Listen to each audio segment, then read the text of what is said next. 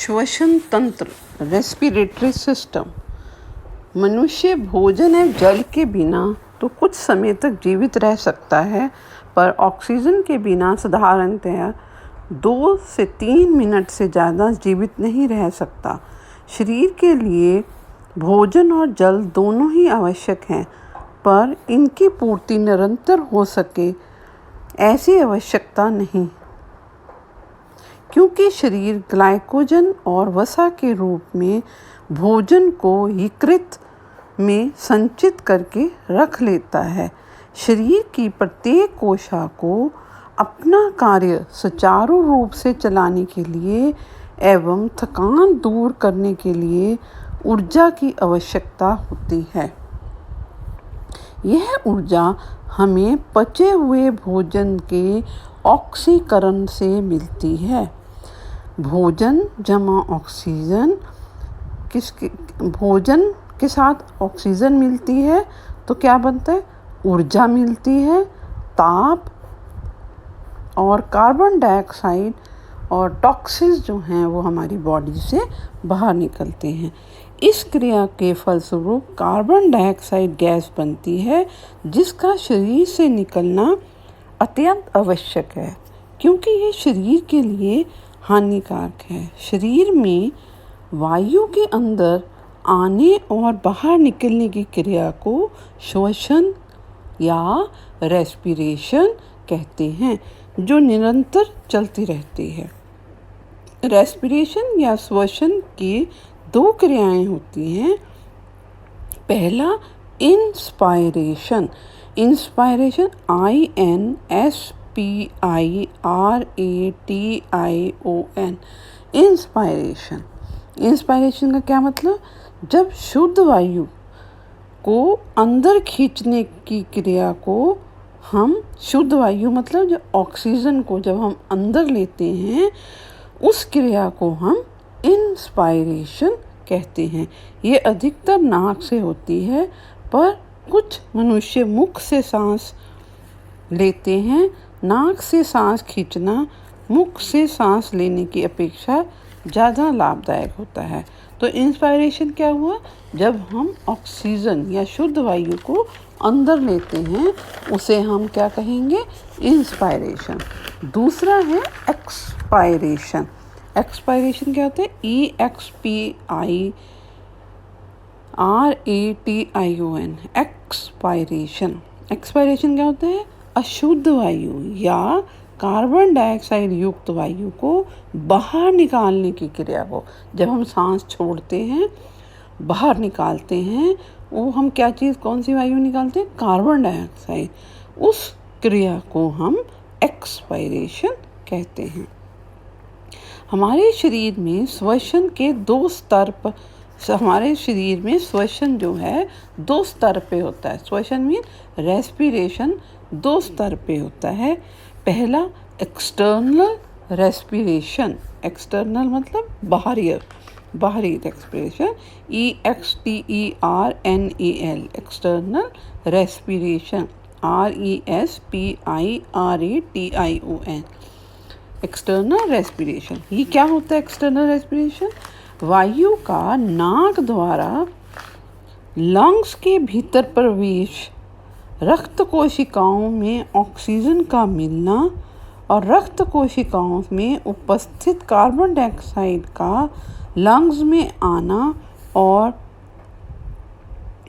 Expiration द्वारा बाहर निकल जाना जो है वो क्या होता है? External respiration. क्या समझ में आई? एक्सटर्नल रेस्पिरेशन होता है जब हम नाक के द्वारा ऑक्सीजन को अंदर लेते हैं और वो कहाँ जाती है? लंग्स में जाती है। लंग्स में जाने के बाद वो हमारे ब्लड सेल्स में, ब्लड की कोशिकाओं में चली जाती है, और उसमें ब्लड के जो सेल, रेड ब्लड सेल जो होते हैं, उनमें क्या होती है? हीमोग्लोबिन। उसके अंदर ऑक्सीजन मिक्स हो जाती है, और वो ऑक्सीजन मिक्स होएगी तो वो क्या होगी? हमारे अंदर हर कोशिकाओं में पहुंचेगी। इसके अतिरिक्त जब कार्बन डाइऑक्साइड जो है फिर से रक्त कोशिकाओं में आके, रक्त कोशिकाओं में कार्बन डाइऑक्साइड भी मिक्स होती है, वो कार्बन डाइऑक्साइड दोबारा लंग्स में आती है और जब हम सांस बाहर छोड़ते हैं एक्सपायरेशन के द्वारा जब बाहर निकलती है, इसे हम सारे प्रोसेस को क्या कहेंगे? External respiration. दूसरा होता है कोशिका श्वसन या आंतरिक श्वसन, या इसे हम इंटरनल रेस्पिरेशन भी कहते हैं। INTERNAL internal respiration, RESPIRATION internal respiration. ये क्या होता है? शरीर की समस्त कोशिकाओं और रक्त के बीच ऑक्सीजन और कार्बन डाइऑक्साइड का आदान प्रदान को उत्तक श्वसन कहते हैं। तो मतलब आंतरिक श्वसन कहते हैं। आंतरिक मतलब जब कोशिकाओं में ऑक्सीजन और कार्बन डाइऑक्साइड का आदान प्रदान होता है तो हम उसे इंटरनल रेस्पिरेशन कहते हैं। अब रेस्पिरेशन की क्या आवश्यकता है? हमें सांस लेने की क्या आवश्यकता है? जब हम कोई भी काम करते हैं, जैसे किसी पेशी का सिकुड़ना, किसी ग्रंथि से किसी स्राव का निकलना, या मस्तिष्क में किसी विचार का उत्पन्न होना, इन सब से एक समानता होती है कि काम से संबंधित ऊतकों की कोशिकाओं में रासायनिक क्रिया होती है। यह क्रिया ऑक्सीकरण की होती है। इसी से उत्पन्न ऊर्जा द्वारा ही कोई भी काम हो पाता है। यदि ऑक्सीकरण क्रिया के फलस्वरूप कार्बन डाइऑक्साइड नामक विषैली गैस उत्पन्न होती है जो हमारे शरीर के लिए बहुत हानिकारक होती है। तो कार्बन डाइऑक्साइड गैस जो है वो हमारे शरीर के लिए बहुत ही हानिकारक, उसे टॉक्सिक गैस भी कहते हैं। शरीर के किसी भाग से जब रक्त गुजरता है तो उसमें उपस्थित ऑक्सीजन अलग होकर कोशिकाओं में पहुंच जाती है और कोशिकाओं में उपस्थित कार्बन डाइऑक्साइड रक्त में मिल जाती है। ऑक्सीजन गैस हमारे शरीर के लिए बहुत ही उपयोगी और आवश्यक है।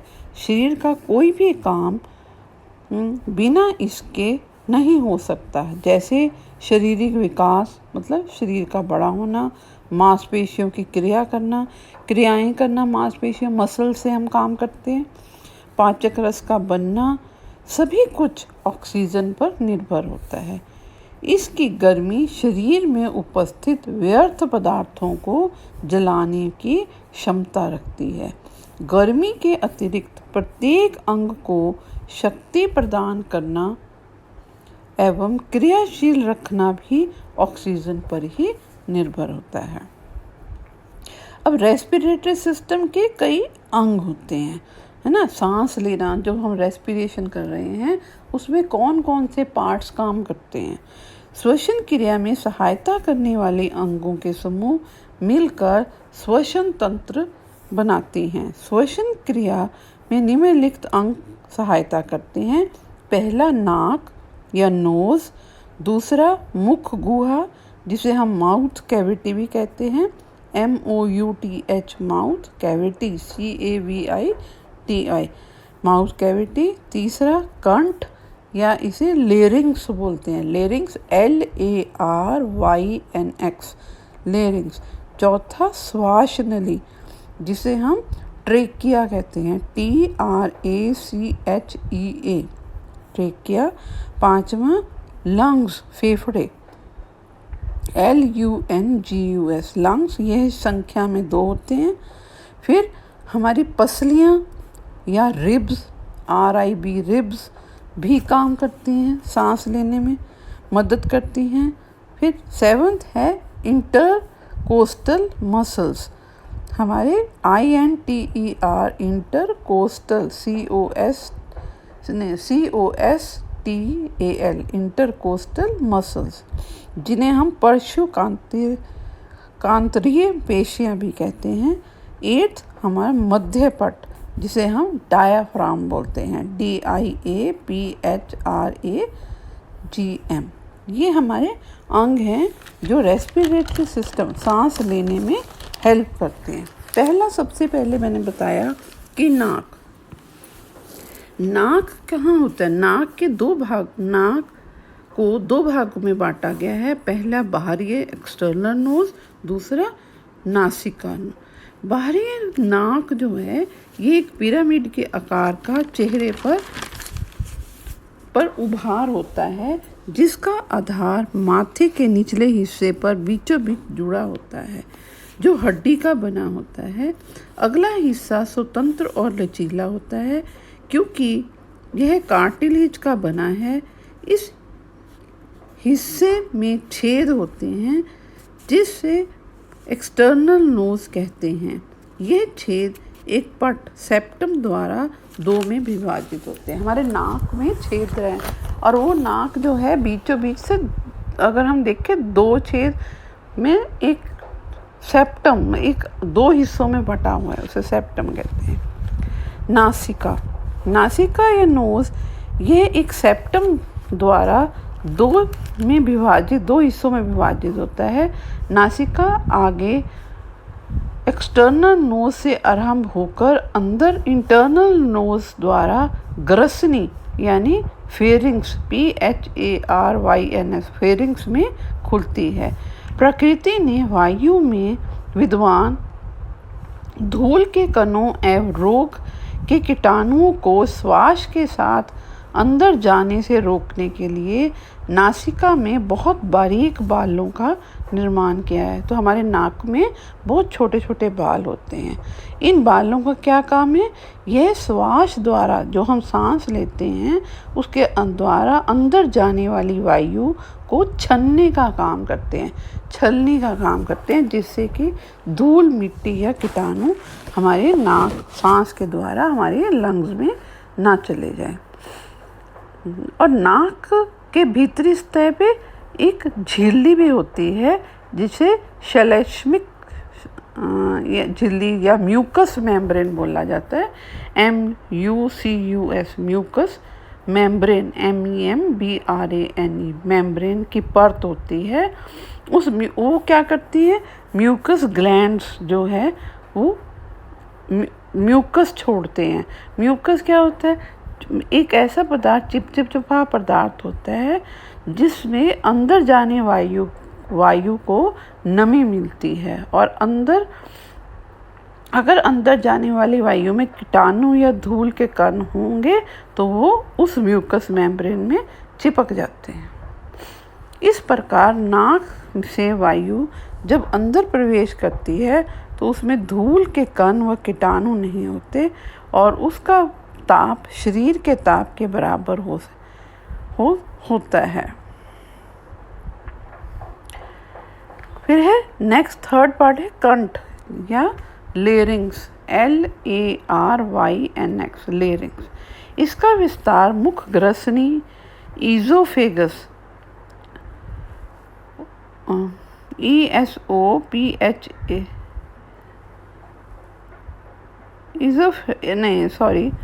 इसका विस्तार मुख, ग्रसनी से छठी ग्रीवा केशरुका तक होता है। फिर यह श्वास नाल में खुल जाती है। इसके पीछे ग्रसनी यानी फेरिंग्स होता है।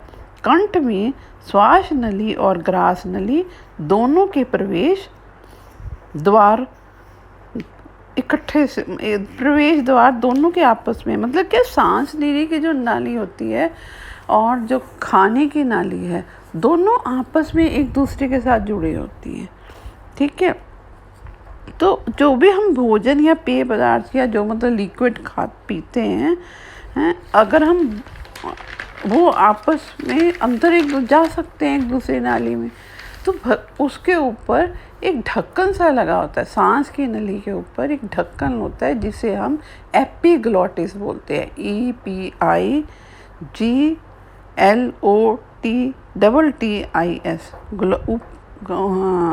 एपिग्लॉटिस। ये क्या होता है? जब हम सांस लेते हैं तो ये ढक्कन खुला रहता है। ठीक है, एपिग्लॉटिस जो है कंठ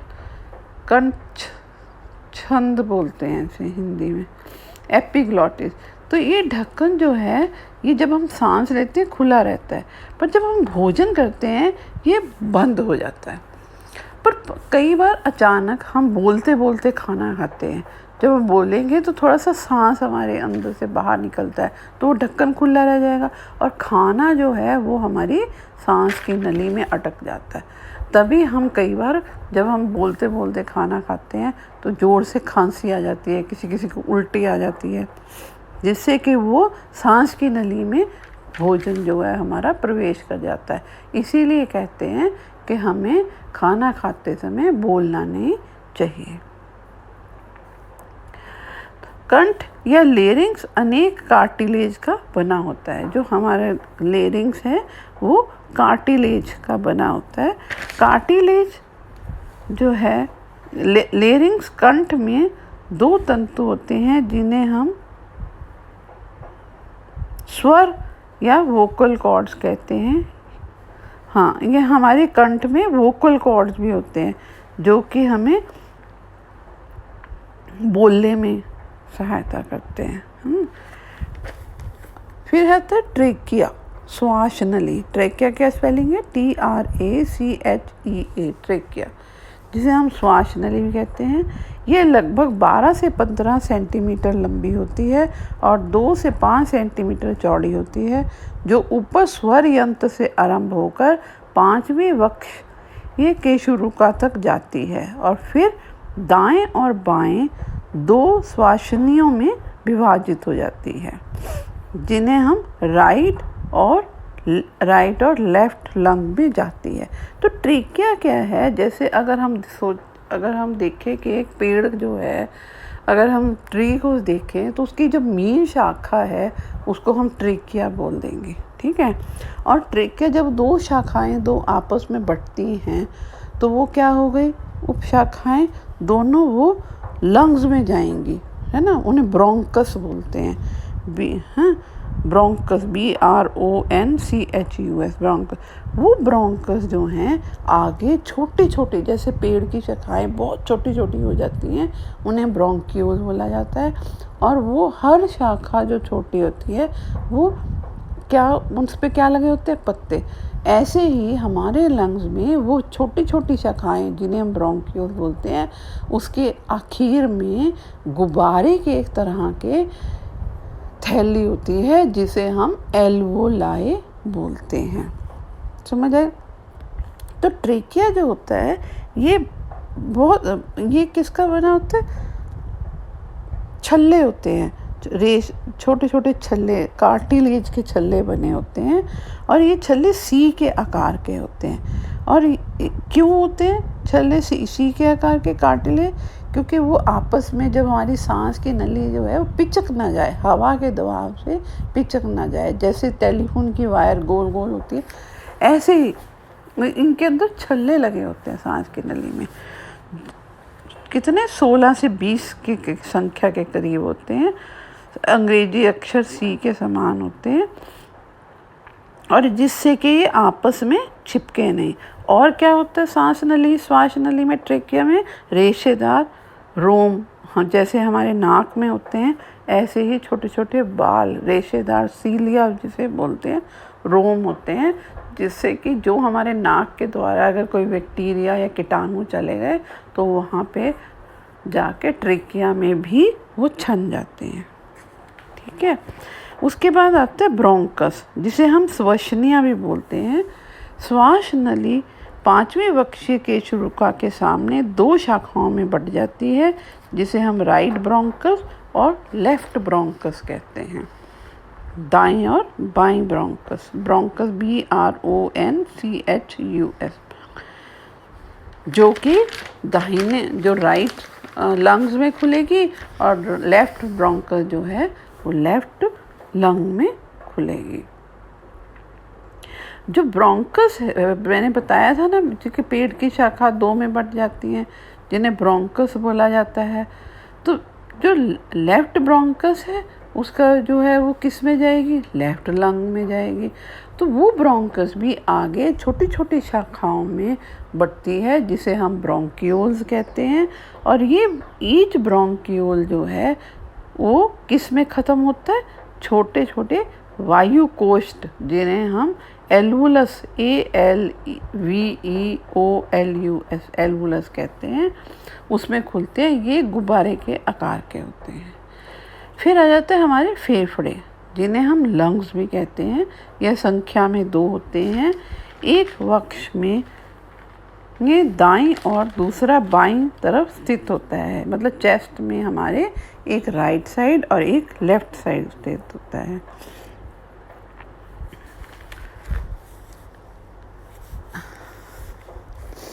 इसका शिखर ऊपर गर्दन की ओर और आधार डायाफ्राम पर टिका होता है। ये पसलियों द्वारा बने पिंजरे में स्थित होता है। प्रत्येक लंग्स विद्रोह द्वारा खंड लोब्स में विभाजित होता है। इसके बाद है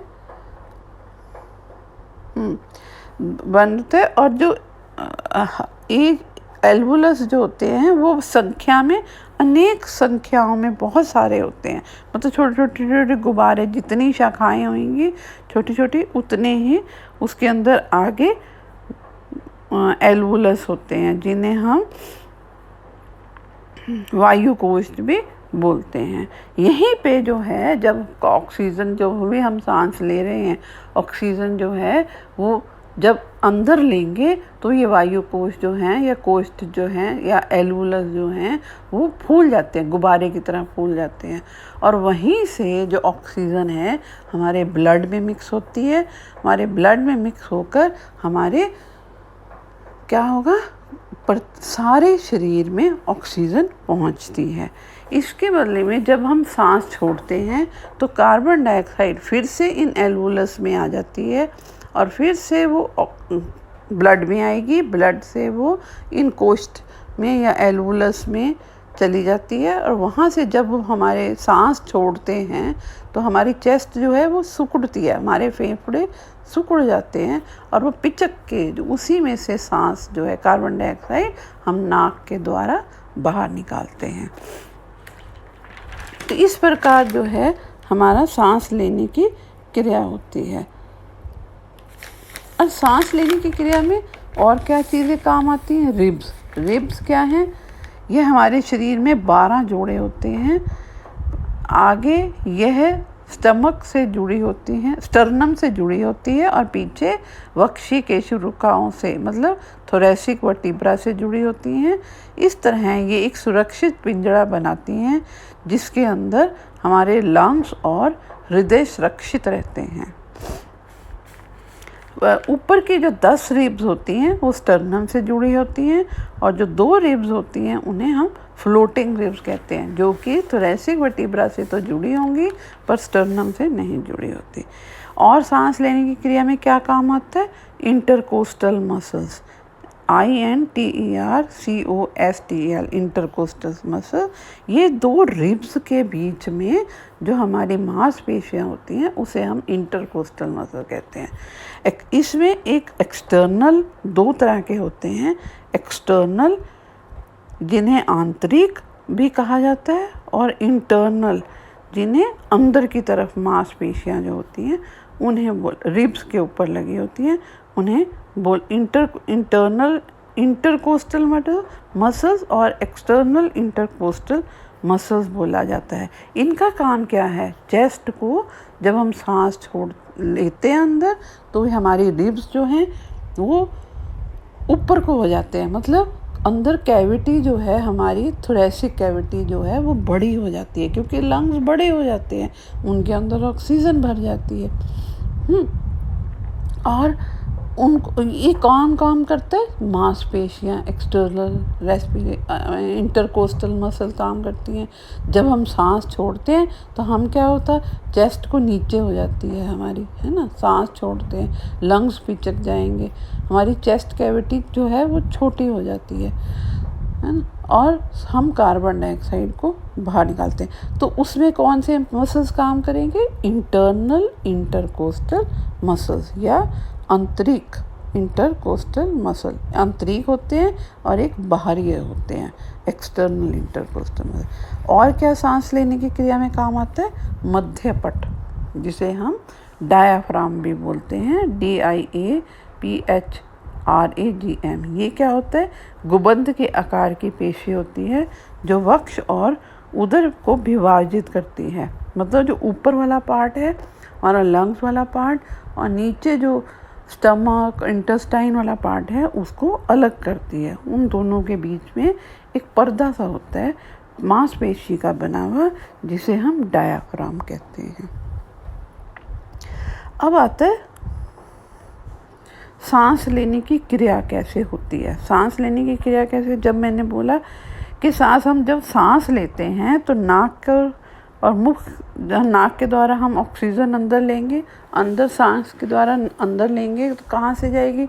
नाक के बाद ग्रसनी के बाद वो ट्रेकिया से होते हुए वो ब्रोंकस में जाएगी, राइट और लेफ्ट ब्रोंकस में। अब ईच ब्रोंकस जो है फर्दर छोटी छोटी शाखाओं में बटा होता है जिसे हम ब्रोंक्यूल्स कहते हैं, और ईच ब्रोंक्यूल जो है वो आगे गुब्बारे की तरह हर शाखा जो है उसका आखिरी हिस्सा में एक गुब्बारा सा लगा होता है जिसे हम एलवुलस कहते हैं। जो हमारा जब हमने ऑक्सीजन अंदर ली तो वो क्या होगा? इंस्पायरेशन, है ना, सांस अंदर लिया, हमारी चेस्ट कैविटी बड़ी हो गई, लंग्स में हवा नाक के रास्ते जाती है, हमारे लंग्स में जाएगी, एल्वुलस में जाएगी, वहाँ से वो ब्लड में चली जाती है, ब्लड से पूरे शरीर में ऑक्सीजन पहुँचती है। इसके फलस्वरूप जब कार्बन डाइऑक्साइड अगेन हमारे ब्लड में आ जाती है और फिर से वो एल्वुलस में जाएगी, और जब हम सांस छोड़ेंगे तो हमारे इंटरकोस्टल मसल जो हैं इंटरनल वाले काम करेंगे और हमारी चेस्ट कैविटी छोटी हो जाएगी और हम कार्बन डाइऑक्साइड को बाहर निकालेंगे। इसके साथ साथ जब चेस्ट कैविटी बड़ी होती है तो हमारा डायाफ्राम जो होता है, जो मध्य पट है, वो स्पार्ट हो जाता है, और जब हम सांस बाहर छोड़ते हैं तो डायाफ्राम जो है हमारा गुबंद का आकार ले लेता है, मतलब सी शेप का बन जाता है। पिचकने के बाद जब गुब्बारा कोई पिचक जाता है तो पूरी हवा निकल जाती है। इसी प्रकार जो हमारा डायाफ्राम है वो सी के आकार का हो जाता है। इस प्रकार हमारी सांस लेने की क्रिया चलती रहती है। फिर इसके बाद है थोड़ा सा कुछ और एक्स्ट्रा बता रही हूँ कि मैं रेस्पिरेटरी की रेट क्या है, श्वसन का दर क्या है। सामान्यतः स्वस्थ मनुष्य में श्वसन दर 12 से 14 प्रति मिनट होता है। एक श्वसन चक्र में इंस्पायरेशन और एक्सपायरेशन एक विराम होता है। नवजात शिशु में सामान्य दर 40 प्रति मिनट होती है। 1 वर्ष आयु के बच्चे में 30 प्रति मिनट की श्वसन दर होती है। 2 से 5 वर्ष की आयु की दर में 24 प्रति मिनट, और बड़ों में हमारे में वयस्क व्यक्ति में 12 से 14, हम 12 से 14 बार 1 मिनट में सांस लेते हैं। Thank you.